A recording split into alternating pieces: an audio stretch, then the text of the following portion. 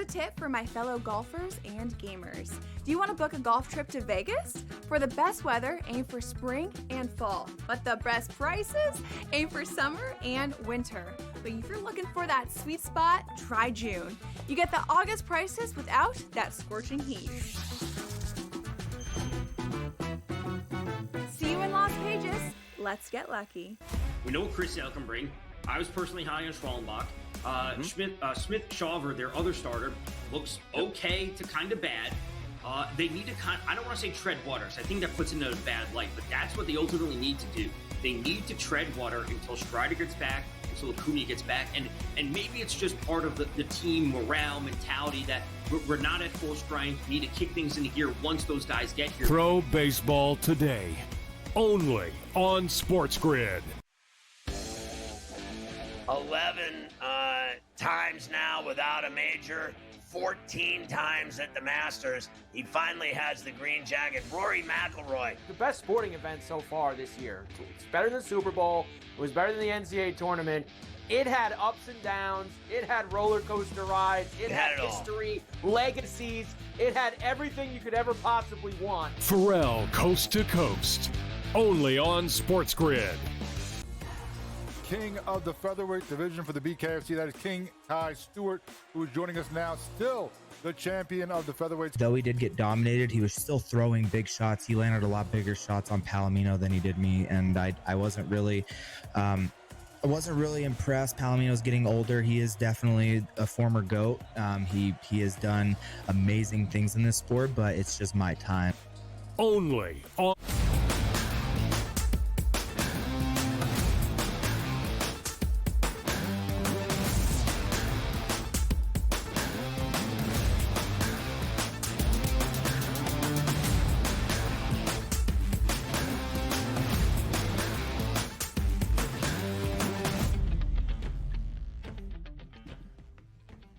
Live right here on the early line on SportsGrid. We welcome you to hour number 3, our third and final. He is Donnie Rightside. I am Ben Stevens. One more hour to go on this Thursday morning. No NBA postseason action tonight. A night off from the play-in tournament before a doubleheader of games tomorrow on a Friday. In Memphis, it's the Grizzlies and the Mavs. In Atlanta, it's the Hawks and the Heat battling it out to become the 8th seed in their respective conference playoffs. The NHL season, regular season finale on this Thursday. But as of yesterday on the ice, the Stanley Cup playoffs are officially set. All 16 teams have punched that ticket. We'll talk with Tom Vecchio about that a little bit later on. So, Donnie, no NBA action today. Yeah. NHL regular season, but everything has been figured out. You know what that means? Our 10-game slate around the Major League Baseball Thursday schedule, as I try to get my words straight here, we're going to preview each and every one with you, one of the hosts of Pro Baseball Today, in this third and final hour. Fantastic. And again, understanding what April baseball is. Techniques change as well as pitching matchups and batting matchups. But also, we finally, this weekend, at least in the Northeast, 80-degree temperatures. Could this be the last day that we have to struggle with those mid-50 temperatures here and all the way through can start to finally get into hitting weather? That's the key ingredient that we need. We're just missing a little bit of heat in the environment, so hopefully get that there. Yes, we certainly do. Should be better weather here in the tri-state area starting today through the weekend, an early sign of spring. We'll talk all about MLB in just a little bit. All right, DRS, let's look at where things stand from the eyes of the people and see how they feel about the playoffs, because we're into the NBA playoffs, NHL playoffs, and the Stanley Cup postseason. One of the most exciting in all of sports starts on Saturday as well. NBA playoffs in full starting Saturday. Play-in tournament postseason action has already begun. Stanley Cup postseason starts on Saturday as well. So what is the most exciting postseason format that we have in the 4 major men's professional sports leagues in North America? Question to you and Fade the Public.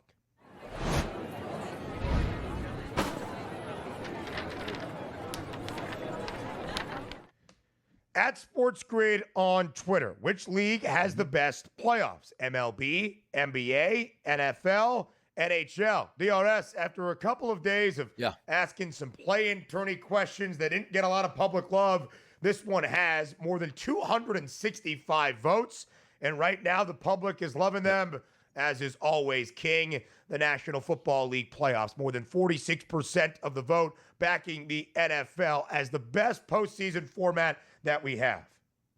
Standing ovation for the voters this morning on our Fade the Public poll. Why do I say that? You take a look at some of the answers to the poll question here, which leads exactly down the path I thought it would. I was always understanding that the NFL is going to be king regardless of anything. You might not even like the playoff format in the NFL, but just NFL is going to draw people to click on that tab and say, I'm just going to vote the NFL because I love it. But the fact that the people rose to the occasion here, Ben, and went with the NHL at 38%, they are 1,000% correct, because if you don't even like the NHL, you can get down with the NHL playoffs. And I feel robbed here, being a Flyers fan lifetime. And when I say lifetime, that was maybe ended 7 or 8 years ago, and I didn't die. The Flyers died as a franchise because they're absolutely horrendous at this point. But there used to be nothing better for me, Ben. As a kid, like through my adolescence, through my teenage years, right into college, in my early years into the workforce, where I would rush to get home and I was so excited to watch a Flyer playoff game, whether it be against the New Jersey Devils, the Montreal Canadiens, or Stanley Cup runs at that point against the hated Pittsburgh Penguins. I used to love that. So the people that voted NHL 38%, they got their heads screwed on right. Major League Baseball, it is what it is, 8%, but the NBA, absolutely 1,000%. At 7.1 in dead last, should be there? Yes. And I like the NBA playoffs. It's the worst product by far out of the 4 major sports on a night-to-night basis and a playoff basis. It's just the way it is. Kudos to the voters out there. They nailed this poll. Yeah, listen, I always think the NFL is going to win these sorts of votes, and I do love the NFL playoffs. It is a one-game scenario. It is why we love football. Stanley Cup postseason. There is nothing like the anxiety and the intensity of a Stanley Cup playoff game. As you go deeper and deeper through all of the environment and excitement in trying to hoist Lord Stanley's Cup, it is sensational. I kind of like the expanded Major League Baseball postseason. It feels different as well. The atmosphere elevated. I do think it's the same in the NBA.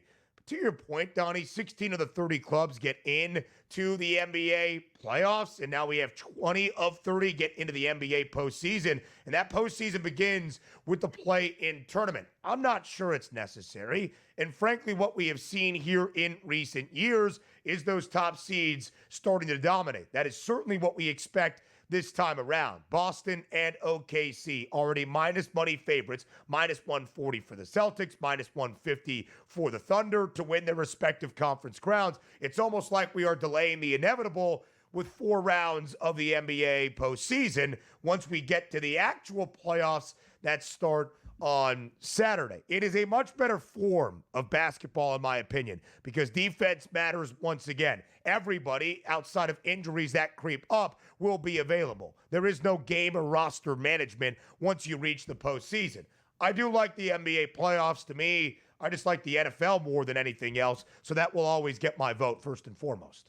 Easy, simple. You explained it exactly correct here, because we're going in likability, right? The NFL, regardless of the product that they put out, these playoff games stink. Like, I don't know what saves the NBA, but I think you're onto something here where there's so many meaningless games in the NBA that even when I get excited for the playoffs, I still look at the play-in and be like, do we actually need this? Can't we just get to the good teams? And why does it feel like we're not going to get a good playoff matchup in the East for another 3.5 to 4 weeks by the time we get to the Eastern Conference Finals? Like, honestly, would the NBA be a better product? Because we're already wiping out the regular season as meaningless no matter how way you paint it. But let's just say only 8 teams, 4 from each conference, made the NBA playoffs, and how exciting that would be, because you get the good product right away the minute they get there. We know it's never going to change. The money is there, the home gates, the play teams that make the playoffs. Hey, I got 2 home games or 3 in my building. That's good enough for me. We know it's never going to change, but you can't help to think of it. And also understand this. Can you imagine the NBA playoffs? Like, let's just say they did let in 20 teams per se, and it was a 1-game single elimination as you go with home court advantage until the NBA Finals, where the championship game would take a week off and head to Vegas, and you could buy tickets and go to that. It would absolutely rocket up the list. But the playoffs are so long and so boring in some of these series. That's why they're coming in last place. It is kind of crazy, DRS, that we have started the postseason this week in the middle of April. The first day of the NBA postseason in technicality was Tuesday with the play-in tournament on April 15th. But if you want to call it the playoffs on Saturday, April 19th, there's a chance we don't crown the NBA champion for another 2 months. 2 months until we get to the end of an NBA Finals if it gets close to 7. That's a very, very long time. I agree. By the way, best form of the postseason, professional or otherwise, of course, it'll always be the NCAA tournament for me.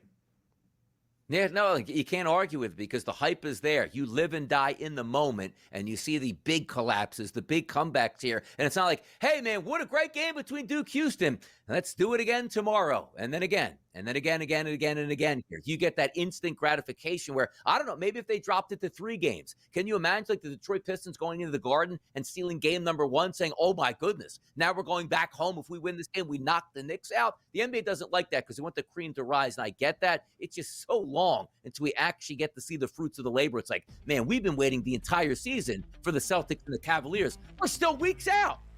So no more playoff talk then. Major League Baseball on a Thursday. Next.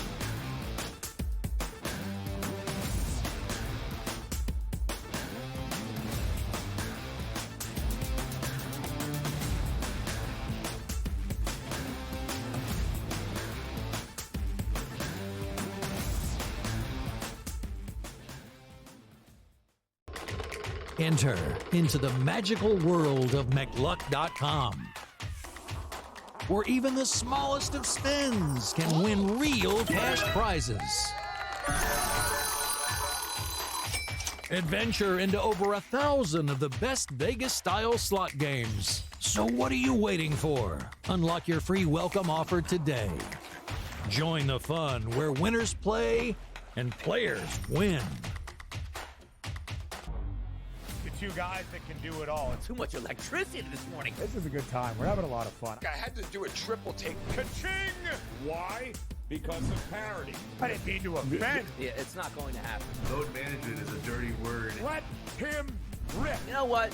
Circumstances provide the results. What? How do you do this once? Oh, Donnie, you got such a good show there. A network that is booming. The Early Line, only on SportsGrid. Anyone that's been to a sporting event, the atmosphere before a game, I think Game Time Decisions has that same exact atmosphere. This is our arena. This is what we do. There is going to be an energy to Game Time Decisions that you will feel night in and night out. The excitement you get when you lock your bets in, when you're figuring out what you want to do, we can zone in on the biggest games each night. I want this to be the place that people come to before the games start so they feel as ready as possible to lock in their cards. We are going to hit every single one of those markets that you need to know about. We're going to go through every single thing, and I've got a great team behind me that's going to help me get the job done. There is not going to be a better place, I promise you, than Game Time Decisions to get that new information, react to it, and be able to then bet accordingly. We will have everything at our disposal, and we will use that to our advantage. I'm Kevin Walsh. Tune into Game Time Decisions from 6 to 8 p.m. Eastern on SportsGrid.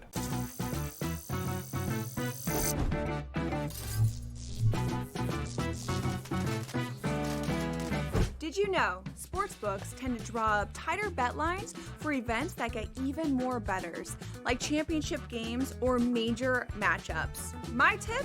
Try betting on less popular sports. You might have a better shot at beating those odds. Now, go get lucky. See you in Las Vegas. Let's get lucky.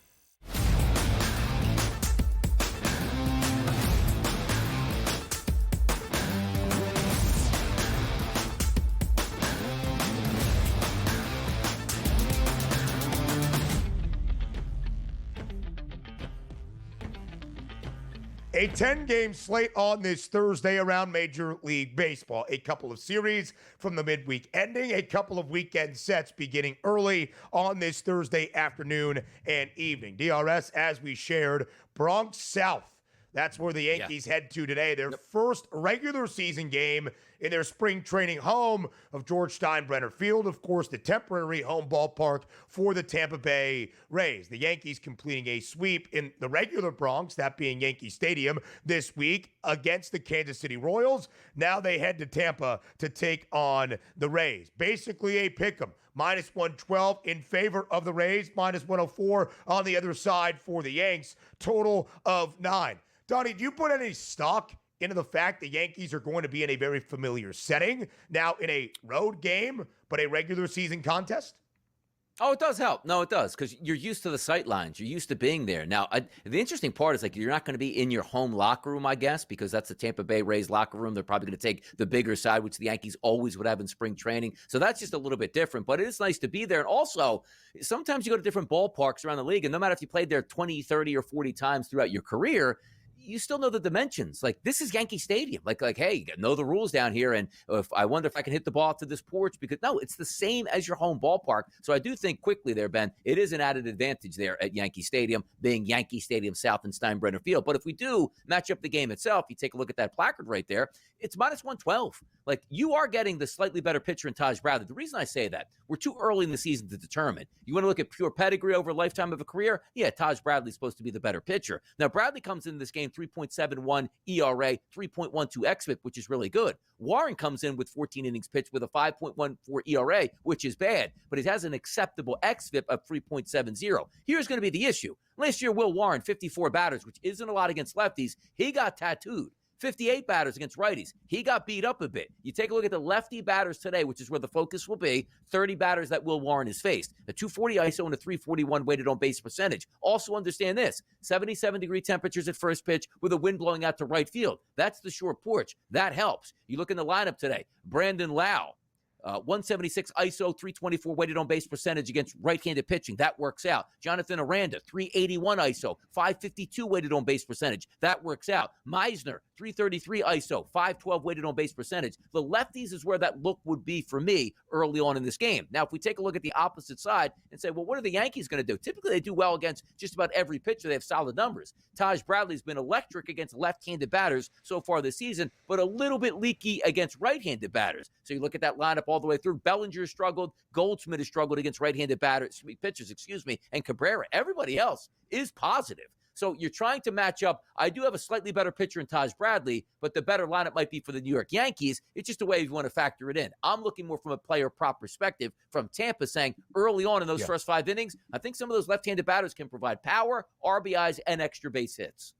The Rays have lost 2 in a row. They are now sub 500 at 8-10. The Rays, who were in a divisional duel this week against the Boston Red Sox. The Yankees, after the 3-game sweep of Kansas City, top spot in the American League East at 11-7. And of course, Aaron Judge off to a monumental start this year, a 4.09 average, his 7th home run of the season, second most in MLB. How about that other New York team that was off to a great start this week in the Mets, and then dropped their final 2 games in Minnesota against the Twins, including yesterday in extras. Back in Queens today, taking on the St. Louis Cardinals. And DRS, the Cards did not have a great outlook this year, despite obviously their prominence many years in MLB.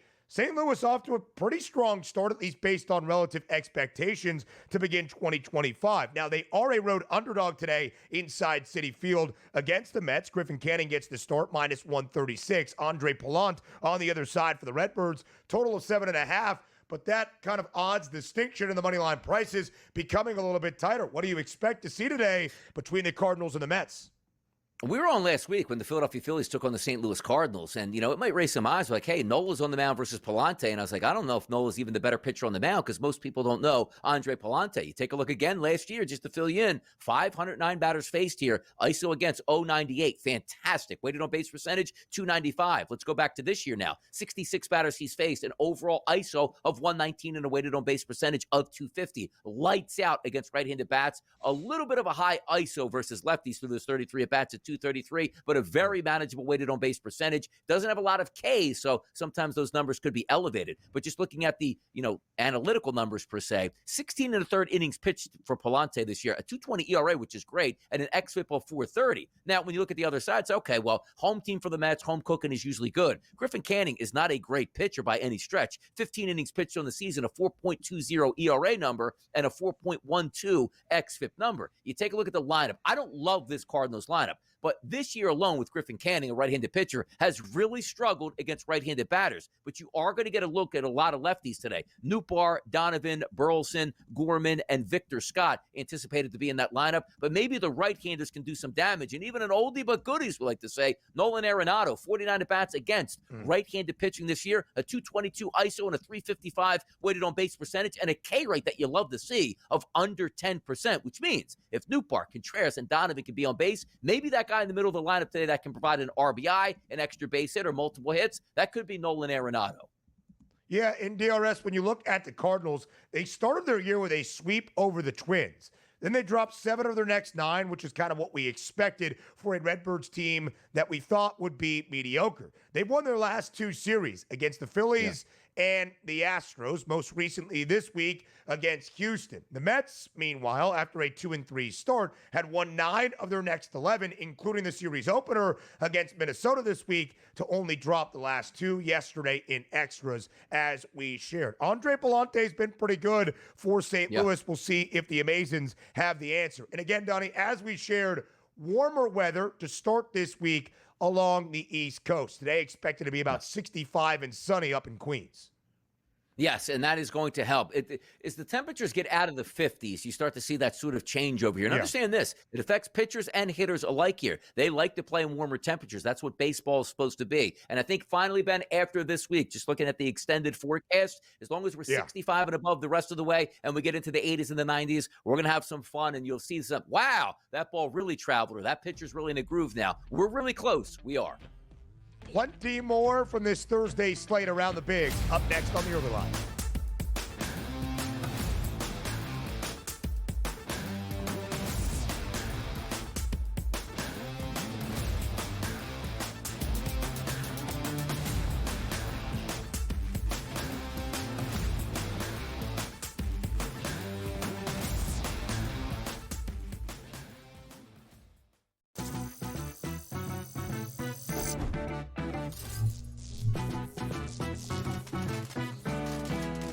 Here's a tip for my fellow golfers and gamers.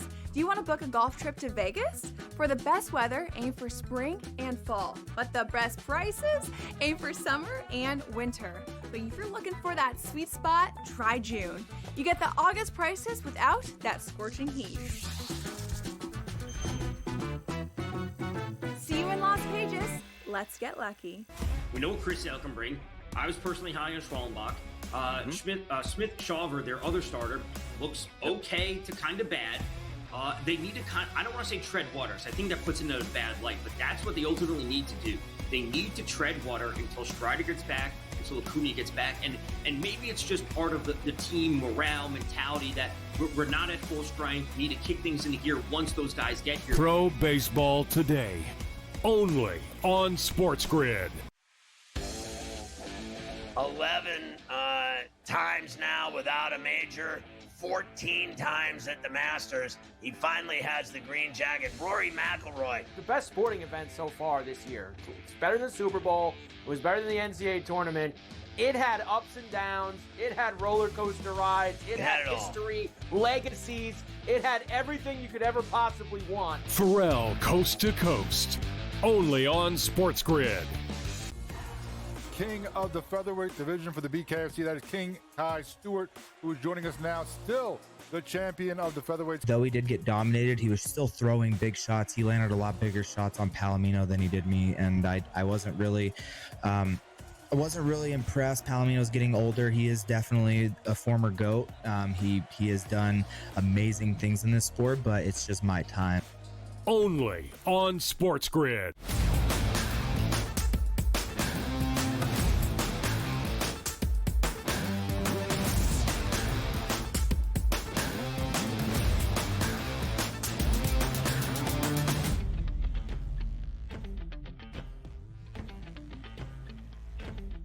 On this Thursday around Major League Baseball, as we saw with both of the New York teams, the Yankees down in Tampa, the Mets return home to host the St. Louis Cardinals. It could be the start of an extended weekend set, a 4-game series, or on a Thursday, the end of a 4-game midweek series. DRS for the Philadelphia Phillies, they're hoping to get out of this midweek series with a split of 4 games against the San Francisco Giants. The Giants take game 1 and 3, including yesterday. The Phillies won game number 2. Tonight, or actually this afternoon in Philadelphia, 4:06 p.m. Eastern time start, -174 in favor of the Phils to even the 4-game set against the Giants. Total stands at 8. Will Philly do exactly that and come away with a split against SF? I think there's a good shot they do that. And again, you're looking at the price point there that says the Phillies are supposed to do that. Understand this. You take a look at that lineup for the Phillies. Sometimes so much hit or miss, and it feels like in these cold temperatures, it's more miss than actual hits. They got pounded last night. Bryce Harper sent a deep drive into the night to tie that game up at 4 after looking like they were going to get blown out. Only to then get blown out in that game because the bullpen got rocked. And that San Francisco Giants lineup that I like a lot in certain instances, they did very well. But let's get back to the game today. Jordan Hicks will be on the mound. Last year, 222 batters he faced from the left-hand side. Weighted on base percentage, 376. Manageable ISO power number, and did decent against righties. Let's fast forward to this season. 66 batters he's faced, spent 29 from the left-hand side. He's getting lit there. 250 ISO, weighted on base percentage, 447. Very good, though, against right-handed batters. Let's look at the Phillies lineup as a whole coming into today against right-handed pitching. Makes a lot of sense. Look at the ISO power numbers 1 through 7. Stott, 175. Turner, 171. Harper, 205. Schwarber, 231. Castellanos, 186. JT Realmuto, 162. And Kepler, 158. All manageable. Everybody with decent weighted on base percentages and low strikeout rates. This is a day that they should be able to jump on Jordan Hicks. 61 degrees, sort of more of a crosswind, Ben, from left foul pole to right foul pole, not exactly blowing into the right field seats. But if I'm going to take a look at the Phillies winning this game, I think they do. But number 2,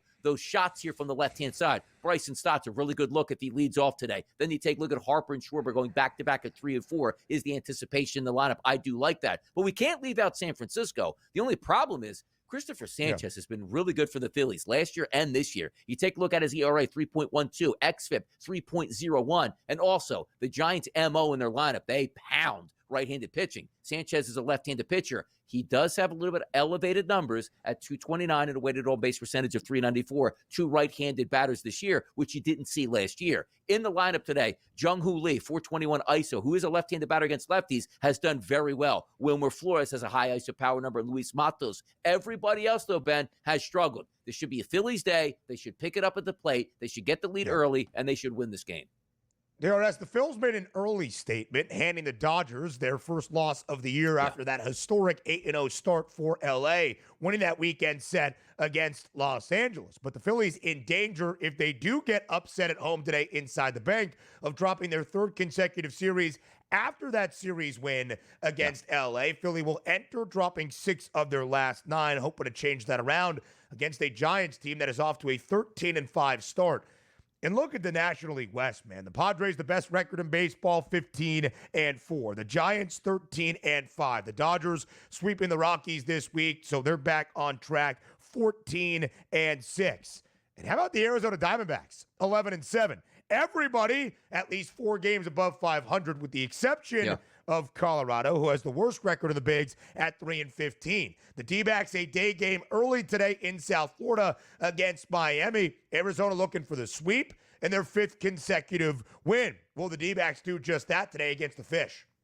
Yeah, they're going to do that. And again, a -154 price as the road team here. Let's take a look at those Arizona Diamondback statistics, which are really good against right-handed pitching. Quite frankly, really good. It seems like just about everybody. But let's take a look at Edward Cabrera, who's going to be on the mound for the Marlins. A lot of information we got last year, 418 batters. Of those, 211 were from the left-hand side. Elevated weighted on base percentage, elevated ISO power numbers. How does that translate this year? Only 24 batters he's faced, but the MO is the same from last year, struggling with left-handed batters to the tune of a 333 weighted on base, 333 ISO and a 403 weighted on base percentage. Look at the first 4 players in that lineup. You want to talk stacks that you like right off the bat? Corbin Carroll, 47 at-bats against right-handed pitching this year, a 614 ISO and a weighted on base percentage of 594. Perdomo right behind him, 235 and 400. Pavin Smith behind him, 237 and 477. Behind him, Josh Naylor, 262 and 477. This lineup should hit right out of the gate. And also, the best pitcher on the card today, 16 and 2/3 innings pitched, 272 xFIP number. That's Eduardo Rodriguez, starter for the Arizona Diamondbacks today. They should win going away and complete that sweep. Great year for Corbin Carroll to start. He has 6 home runs and 16 RBIs, 6 ribbies in the first 2 games against the Marlins. 20 more around MLB next.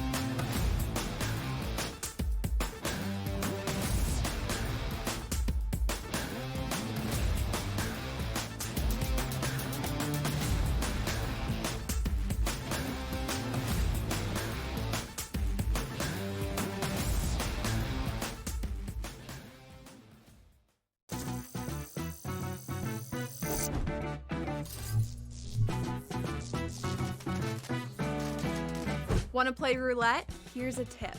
European roulette has a lower house edge than American style. The lower the house edge, the better shot you have at winning. Most online casinos offer European roulette. So, if I were you, I'd get spinning. Now, go get lucky. See you in Las Vegas. Let's get lucky. Okay, what tools can you use to measure those things a bit? And that's where you have like force plates and 3D motion and you know, launch monitors, things like that. But that's all just sort of like measuring what's happening. That doesn't necessarily explain why one guy's really good and another guy's not really good. And that's where there's still kind of like this ongoing, how do you like continue to do research to understand that better? And I think that's going to last well past my lifetime. The Smiley Show, only on SportsGrid.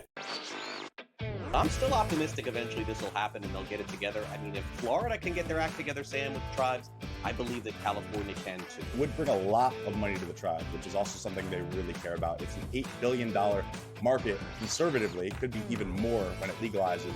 The sports books would be sharing revenue with the tribes, essentially doing all their operations and forking over a percentage directly to the tribes. Newswire, only on SportsGrid. King of the featherweight division for the BKFC, that is King Kai Stewart, who is joining us now, still the champion of the featherweight. Though he did get dominated, he was still throwing big shots. He landed a lot bigger shots on Palomino than he did me, and I wasn't really impressed. Palomino's getting older. He is definitely a former GOAT. He has done amazing things in this sport, but it's just my time.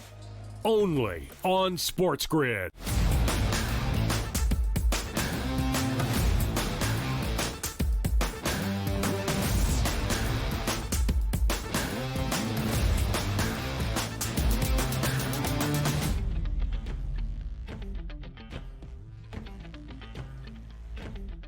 Live right here on this Thursday on the early line on SportsGrid. 10-game slate around the bigs today. We continue to preview so many of them. DRS, as we head to Arlington, the Rangers trying to make a statement against an Angels team that entered with some good momentum, hoping for a sweep in their midweek set against their divisional foe. Kumar Rocker gets the start tonight, minus 146 price in favor of Texas at home. Total stands at 9.5. There's a couple of 9s on the docket today and a bunch of 8s and 8.5. DRS highest total of the night. That's down in Arlington. Will we see some offense as the odds makers expect? Could be. Didn't get very much offense last night, particularly from Los Angeles' side. Maybe they bounce back today. Kumar Rocker on the mound last year, only 55 batters faced. And again, not really a big imprint or footprint, I should say. This year, how about this? 55 batters faced as well. Struggling, though. 224 ISO power number and a weighted on base percentage of 433. Just look at the lineup that presents today for the Angels. Outside of Luis Rengifo and Tim Anderson, everybody is high ISO power number and high weighted on base percentage. If we take a look at some of Kumar Rocker's numbers coming into this year, only 11 and a third innings pitch, which is low, but an ERA of close to 8 and an xFIP number of 4.79. So it's not pitching as bad as his ERA is, but still not pitching all that well. On the opposite side, I believe I haven't seen the guy live pitch yet. It's Kochanowicz, I want to say, or is it Kokonowicz? I'm going to go Kochanowicz at this point. Let me find that for you. Yeah. against lefties this year. He is struggling. A 273 ISO and a 336 weighted on base percentage. Low walk rate, but a low K rate, which is usually detrimental. So you want to take a look at some of those left-handed batters in the middle of that lineup. Corey Seager, not a lot of power numbers against right-handed pitchers so far. 108 ISO, but that weighted on base percentage is decent at a 345 and a low K rate and a high walk rate. Also, Josh Smith here at a 194 ISO and a weighted on base percentage of 470 can make some sense. The one guy I'd love to take in this lineup is Jock Peterson, but he doesn't have very good numbers against right-handed pitching so far. So you sort of lean with the trust that Rangers lineup will figure it out late tonight, and also still trusting in the early numbers holding up for the Los Angeles Angels going up against Kumar Rocker. We probably should see runs tonight with a couple good instances. From a side perspective, don't love it all that much, though. Yeah, DRS, you were correct. It is Jack Kohanowitz, a former third-round pick for the Halos back in 2019 out of Philadelphia. The big 6'7" pitcher for the Angels tonight on the bump. Jack Kohanowitz gets the start against the Rangers, trying to avoid that sweep for the Angels tonight in Texas. Baltimore and Cleveland inside Camden Yards, the rubber match here of a 3-game set, I am pretty sure. Orioles and the Guardians. Tanner Bybee on the bump for Cleveland. They're an ever so slight favorite in Baltimore. Total stands at 8.5. What can we expect today between the O's and the Guardians? By the way, Sugano, you're coming in with high expectations this year, right? 14 innings pitched so far, a 3.86 ERA, which isn't bad, but a 5.52 xFIP number. He's actually the worst xFIP pitcher on the card in this early season. And you know me, I love some Steven Kwan, Jose Ramirez, and Carlos Santana at the top of that order. Yesterday, Kwan didn't get a base hit, but 2 base hits by Ramirez and 2 base hits last night by Carlos Santana. That would be my focus from the side for the Guardians today. If we go back over to Baltimore, knocking the baseball around yesterday for sure. That's the Baltimore Orioles team that we expect throughout the season. And Tanner Bybee is a decent pitcher. Last year struggled with left-handed batters, but not right-handed batters, Ben. This year, 64 batters he's faced in total, struggling with lefties and righties combined. Why? Low K rate, which means they're putting the baseball in play. If we're understanding the lineup coming into today, let's just say it's Henderson, Rutschman, O'Hearn, Westberg, Mullins, and O'Neill. All of those guys with decent numbers, whether it be ISO power numbers or weighted on base percentage. Outside of Gunnar Henderson, who does have a K rate of 38% against right-handed pitching this year through 29 at-bats, low strikeout rates throughout that lineup. I do think we get some runs today for the Baltimore Orioles and the Cleveland Guardians.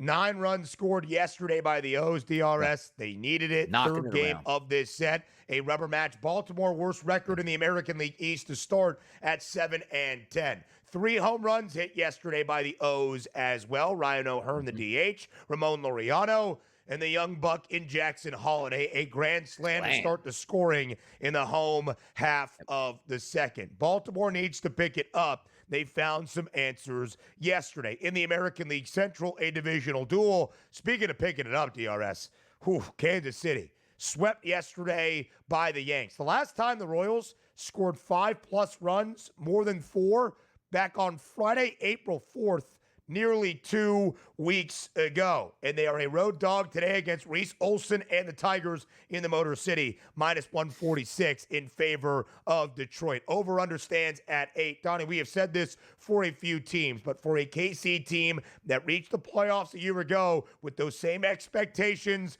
once again entering 2025, outside of Bobby Witt Jr., everybody else kind of needs to start to carry their own weight. How crucial are these early season games for KC as they start to try to turn it around?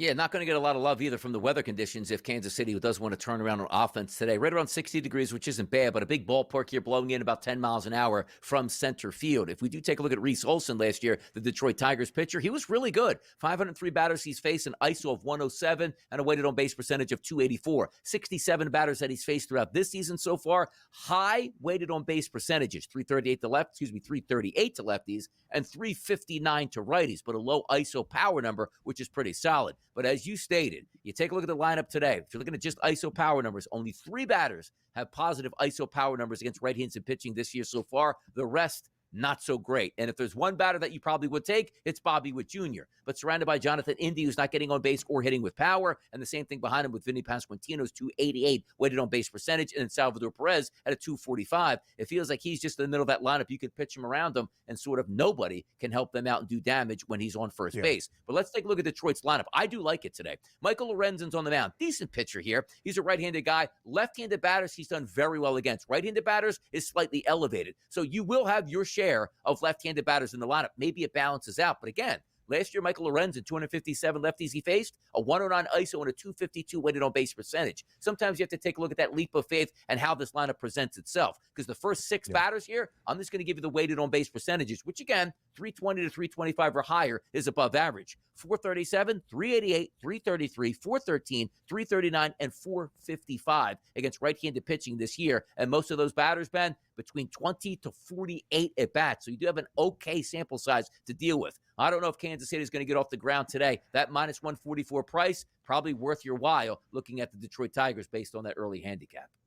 Yeah, the Tigers, who, of course, were swept in their opening series of the year in L.A. by the Dodgers, responded winning 10 of their next 13, but dropped their final 2 of their midweek set in Milwaukee, only scoring 1 run in those final 2 games against the Brew Crew on the road. They're back home for the weekend set against their divisional foe in the Royals, who were swept this week in the Bronx. DRS are 3 other games of our 10-game slate. Some afternoon baseball, as you would expect on this getaway Thursday. The Pirates looking to win the 4-game set against the Nationals, taking 3 of 4. Got a little bit heated yesterday, a benches clearing brawl between the Nationals and the Pirates inside PNC. Andrew Heaney gets the start. Bucco's nearly a $1.50 favorite at home. The Athletics and the White Sox some day baseball. The A's looking for a 3-game series sweep in Chicago against those White Sox, and they're booked as the road favorite. The Reds at home in the rubber match as a minus 130 money line favorite against the Seattle Mariners. What do you like today in any of those 3 spots, DRS, where they focus during the afternoon? You always like to take a look at the Athletics. They're a fun baseball team. Davis Martin last year had decent statistics. This year is struggling, Ben. 74 batters. He's faced a 185 ISO against and a 358 weighted on base percentage. Do I love a lot of the players in the Athletics lineup tonight? Not necessarily, but against right-handed pitching so far this year, they don't strike out all that much outside of Brent Rooker. Love Lawrence Butler at the top of that lineup, a 388 weighted on base percentage through 60 at-bats against righties. We're starting to build those at-bats here to get a real general picture of how these guys are doing. And then Tyler Soderstrom, 481 ISO, 527 weighted on base percentage. And again, we're not talking about, through the first 11 at-bats he's had against right-handed pitching. He's now up to 60. Those are 2 guys that look to do some damage. But if we look at the Chicago White Sox, there's not a lot to like in this lineup. Sears isn't even a great pitcher. That lineup stinks against right-handed pitching, left-handed pitching, home and away. Make it make sense? You really can't. So the A's, probably some prop bets, probably your best side today.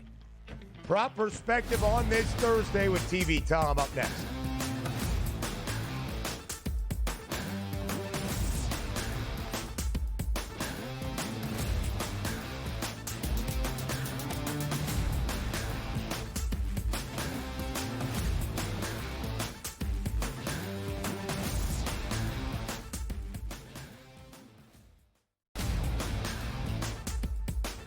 Who else? Who can maybe provide a test? Who can maybe be a challenger and a contender elsewhere around the Eastern Conference? Top 2 is going to be a runaway. But I guess if I had to choose, Ben, it's going to be the Knicks. At least they have the talent to somehow upset teams that are better than them, but they can't in the regular season. Maybe it changes in the playoffs. The Early Line. Only on SportsGrid.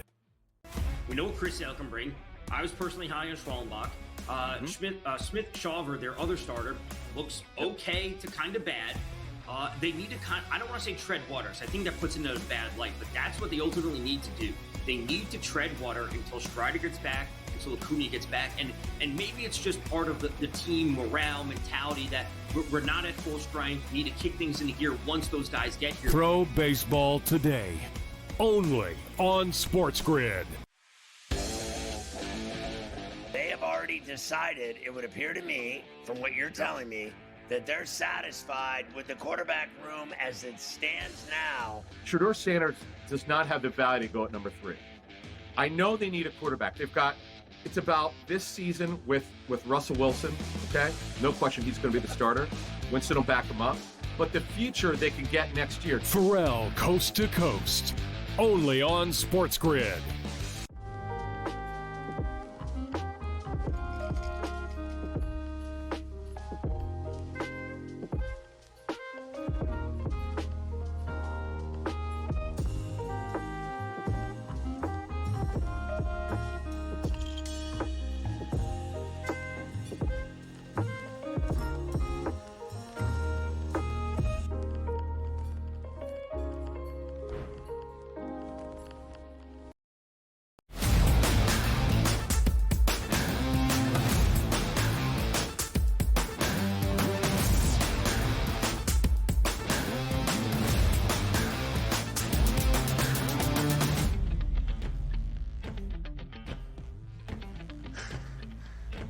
The prop perspective on this Thursday with TV Tom Vecchio of SportsGrid here on the early line. I am Ben. Donnie is on the right side. Vecchio here in the middle for our next two segments. Although in our next segment, it will be Vecchio and I rounding out the show with a look at the Stanley Cup postseason now set as of Wednesday night, with the Montreal Canadiens taking the final spot in the Eastern Conference playoffs. Vecchio, as always, we appreciate the time. Thanks for being here, not for one, but two segments on this Thursday. Of course, thanks for having me. I love the fact that we're doing basketball. I know Donnie wants to go over it again and again, and we'll be doing NHL when he's not here. We can get into some baseball. Let's get to it. It will have a little bit of everything, Vecchio. You are the jack of all trades. Let's start with where things stand in the play-in tournament within the NBA postseason. Of course, last night, the two road teams, the Heat and the Mavericks, winning outright as an underdog to stave off elimination and force a game on Friday in Memphis between the Mavericks and the Grizzlies, and in Atlanta between the Hawks and the Heat. Let's start with the nightcap tomorrow in the Grind City. The Grizz and the Mavs, a 6.5-point spread in favor of Memphis, a total that currently stands at 222. It's early, Vecchio, but the props are already out for our play-in tourney games, hoping to become the 8th seed tomorrow night. What's your look for the nightcap in Memphis between the Grizzlies and Mavericks? Well, when I was here on Monday, I said that I'd be willing to take the points and take the under in every single game. And so far, taking the points, 3 out of 4 of those have cashed. Expect these to be closer games. It's a coin flip. Like, these teams are essentially the same for the most part. I'm not expecting this game to be a runaway. And it's either both of these games, I should say, whether it's Dallas and Memphis, whether it's the Heat and the Hawks. I'm not expecting either of these games to be a runaway. But for this game specifically, I want to look to Jaren Jackson under 19.5 points. And a lot of people are going to be pointing back to January. You're going to see, Jaren Jackson scored 35 against Dallas. But we got to remember that John Morant didn't play that game. Like, these teams are dramatically different compared to where they were a few months ago. So we can't cherry pick one game log and be like, Jaren Jackson is averaging over 20 points per game versus Dallas. He has plenty of success against them. Let's just hammer that over. If I'm signing on the under on all of these games, I'm going to be signing on player prop unders as well. And that goes to Jaren Jackson. I just think he's going to have a bit of a tough time. We didn't see Sabonis have a big game last night. We saw the shooters for the Kings have big games. We didn't see the big men for the Kings. And I expect someone of the same from Memphis. And how about game number 1 as we looked at there on Friday? It's the Miami Heat and the Atlanta Hawks, a -1 point favorite here for the Atlanta Hawks. The question comes up is, what have you done for me lately? Boy, the Heat really played well in their last playing game. The Atlanta Hawks not so much. So I'll leave you with this, Tom, as we head towards your props.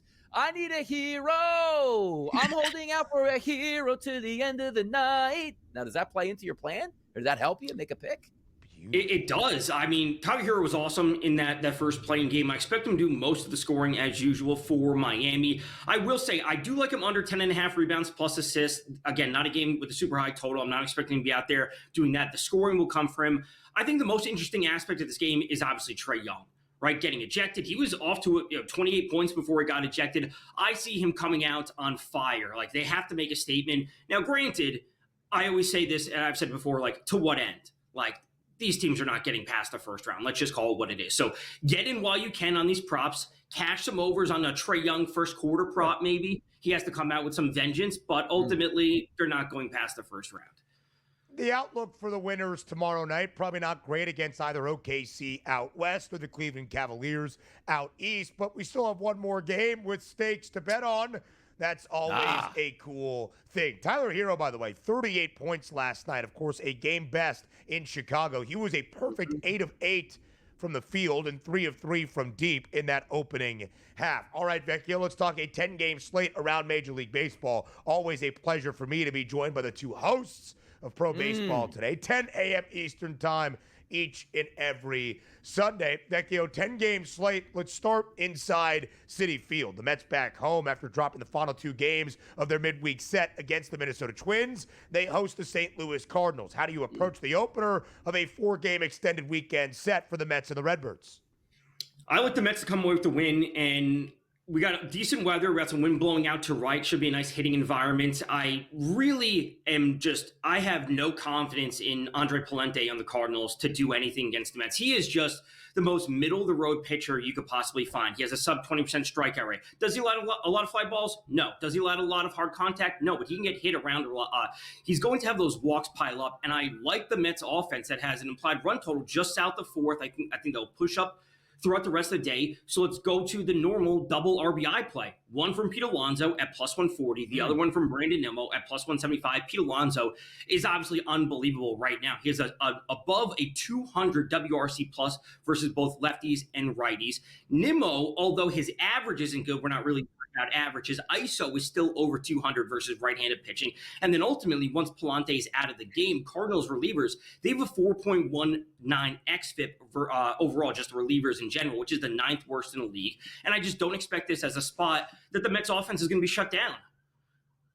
Now, here's the real question that we want to know, Tom, on your card today, though. It's Kansas City and it's Detroit today. Michael Lorenzen's on the mound. You're going up against a Detroit team that absolutely can hammer right-handed pitching. It's a lefty in the middle of that lineup. His name's Riley Green. He's been known to let people down, but will you jump right back on that Riley Green train today? That's what we want to know. I think I have to ultimately just because the matchup is so good. Again, Lorenzen is a pitcher that, again, I'm not worried about. Donnie, you know him from Philly. He can throw a lot of ground balls. Yep. He won't strike out a ton of hitters. He can get hit around. Chasing him right now. Right. The issues will be there overall. But if you give me a stack of the 1+1+1 with, I don't want to say, who is it? Zach McKinstry. He's batting over 300. Riley Green. We turned to Kerry Carpenter. We got some power in that lineup. They're in a good spot today. What is happening out there? We got some police sirens swirling around, a lot of activity. Vecchio's got to turn that light off behind them, man. Get down. Don't let them see you back there, Tom. Come on. I love the jokes, the inside jokes that you guys are starting to build as the co-hosts of Pro Baseball Today together. DRS, as we send you off into the money line, Vecchio and I will break down the Stanley Cup postseason on the other side of the break. Do you want to share with him your pronunciation of the team that clinched the final spot in the Eastern Conference playoffs last night? Las Habitants. Come on now. Get on that bandwagon. I know Gabe's on that bandwagon. Who else is getting on Montreal's bandwagon? Come on. Yeah, look at that. Montreal. Montreal. It's more like a U than an O. Anyway, DRS will see you tomorrow. Vecchio and I round up the show next.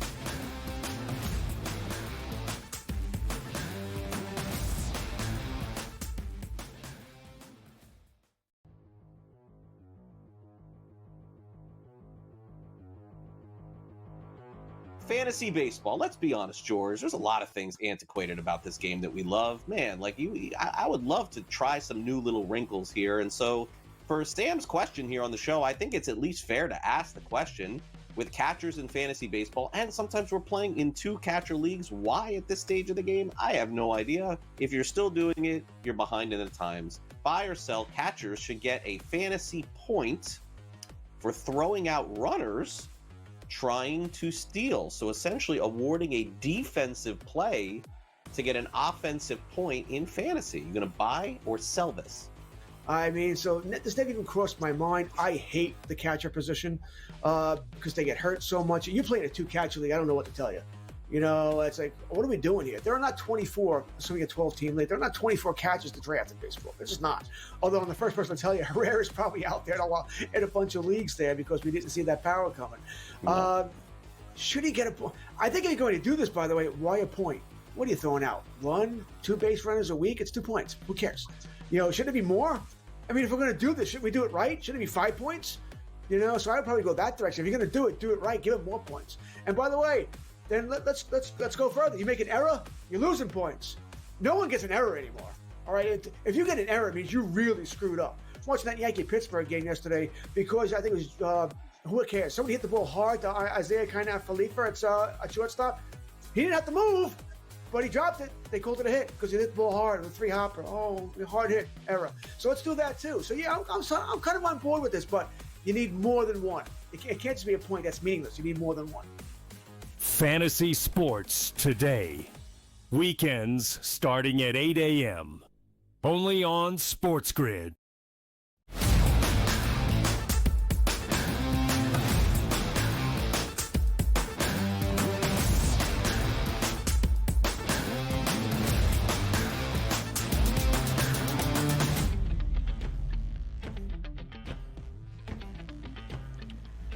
Regular season finale Thursday around the National Hockey League, but as of last night, with the Habs, the Montreal Canadiens, taking the final spot in the Eastern Conference playoffs, our Stanley Cup playoff bracket for 2025 is now set. TV Tom Vecchio here for a second consecutive segment to take a look at the end of the NHL regular season and get ready for one of the best postseasons in all of sports. That would be the Stanley Cup playoffs. Vecchio, of course, as a regular season closes, it's not just the playoff format, but those award races that we love. In the NHL, the MVP, known as the Hart Trophy. Who do you have winning the Hart this year in the National Hockey League? So we've talked about this throughout the season. I've mentioned the storyline. That would be great to see Hellebuck win. Obviously, the first goalie since Carey Price in 2014, 2015. When it comes to the other players, the same discussion that we've had over the past few seasons would be true this year. Draisaitl, McKinnon, Kucherov, maybe McDavid, and then we're splitting hairs. And as I said before about McKinnon, he's a center. He wins faceoffs. Same thing with Draisaitl. But, we really can't hold that against Kucherov not doing something that's not in his role. Then we're looking at isolated points. We look at points in terms of even strength versus power play. They're just piling up points on the power play when it's obviously easier to score. There's so much minutia between this, but Hellebuck was awesome this season. He ended the season leading the NHL. This is per stat leads. In goals saved above expected. He also led the NHL in wins, goals against average, save percentage, and shutouts. This is akin to a pitcher in MLB winning the Triple Crown, Cy Young, wins, ERA, strikeouts, et cetera. This is what he has done. He's also the first goaltender in NHL history to be the sole winner of the William Jennings Trophy, which is the fewest goals allowed overall, minimum 25 starts. He's above 60. This is honestly a historic thing, the first goaltender to do it in over a decade or just at a decade. So I believe he should win. And I don't want to say there's voter fatigue with the McKinnon and Draisaitl Kucherov, but this is really where we are in the NHL. He was unbelievable this year. They won the President's Trophy. They checked off every single box that you could possibly want. Yeah, Winnipeg Jets, the best record in the National Hockey League. President's Trophy. We'll talk about the President's Trophy's curse in just a little bit, but minus 120 right now for Connor Hellebuck as that Hart Trophy favorite on the FanDuel Sportsbook, ever so slightly in front of Leon Draisaitl, of course, for the Edmonton Oilers at a plus 110 price. Give it to the netminder who stood on his head for Team USA in Connor Hellebuck. All right, Vecchio, best record in the NHL, as you mentioned, Winnipeg at 116 points. Best record in the Eastern Conference, Washington Capitals. 111 points in the historic season for Alexander Ovechkin. But neither of those two teams will enter the Stanley Cup playoffs as the Stanley Cup favorite. In fact, both with a plus 950 price, tied for around that fifth best number. How do you evaluate the Stanley Cup odds as we get ready for the marathon that is a sprint, the Stanley Cup postseason? To me, seeing Carolina up there is shocking. I really don't believe they should be up there. Now, we can make arguments against the Caps. We can make arguments against the Leafs, who have home ice at least through the first two rounds if they advance that far. We could say that the Tampa Bay Lightning didn't end the season that strong, but to see Carolina as the favorite is, I think, downright wrong. I really still like the Lightning, and I still like the Jets. I think there's a reason to buy into the Stars, despite the fact they ended the regular season on a 7-game losing streak, and they looked absolutely terrible. As someone that has a future on them at 7-1, I'm not thrilled with the way they ended the season, but I still think there's value.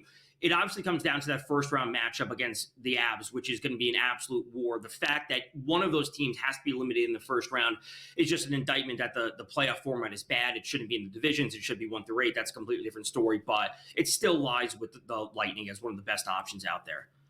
Of course, when you look at the Maple Leafs, they've only won 1 playoff series in their last 8 playoff appearances. Vecchio, quickly, you're still buying into the Jets at plus 950, despite the President's Trophy curse. How much does that factor into your handicap? Absolutely none. We spoke about the Jets back in December when the Jets were at 20-1, which is a ticket where I have them. Here's the thing with the President's Trophy. Do we want to buy into it? Or last year when the Rangers lost in the conference finals, did they lose because of the curse, or did they lose because they went up against a really good Panthers team that had gone to back-to-back Stanley Cups? Like, we can find an argument for anything. Is it the curse, or is it just circumstantial, or is it just because the Stanley Cup playoffs are insanely tough to win at any point, let alone, because you're the best team overall? So give me the Jets to win, and I love the fact that it'll be the Jets bringing the cup back to Canada, and it won't be the Leafs and it won't be the Oilers. It'll be the smallest fan base that Canada has. Led by Connor Hellebuck, if that does, in fact, happen. Last Canadian Stanley Cup, 1993, over 3 decades ago. Tom Vecchio, as always, we appreciate the time here on this Thursday. As for us on TEL, that does it for us on a Thursday as well. Show returns tomorrow, 8 a.m. Eastern on a Friday.